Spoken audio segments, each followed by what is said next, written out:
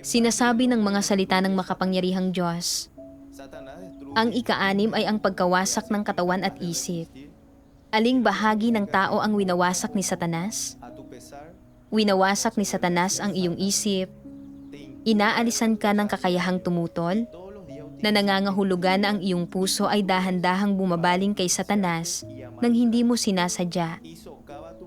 Ikinikintal nito ang mga bagay na ito sa iyo araw-araw at ginagamit ang mga ideya at mga kulturang ito upang impluensyahan at linangin ka araw-araw.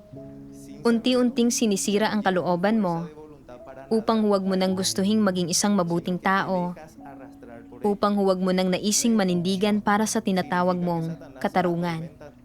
Hindi mo namamalayan, wala ka ng taglay na pagpupursiging lumangoy laban sa agos.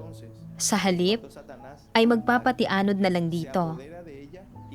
Ang pagkawasak ay nangangahulugan na labis na pinapahirapan ni Satanas ang mga tao, kaya nagiging mga anino na lamang sila ng kanilang sarili, hindi na tao.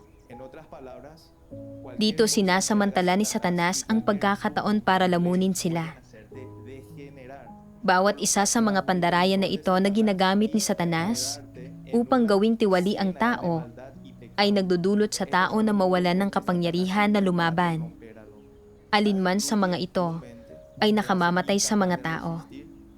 Sa madaling salita, anuman ang ginagawa ni Satanas at anuman ang panlalansi na ginagamit nito ay makakapagsanhing maging immoral ka, makakapagdala sa iyo sa ilalim ng kontrol ni Satanas, at makakapagpalubog sa iyo sa isang kumunoy ng kasamaan at kasalanan.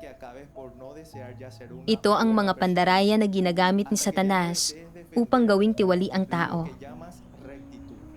Pagkabasa ng mga salitang ito, lubusan akong nayanig, at kasabay nito, biglang nagkaroon ng kaliwanagan ang isip ko. Ipinapaliwanag ng mga ito kung paano idinudulot ni Satanas na malugmok ang mga tao sa lubusang kabulukan.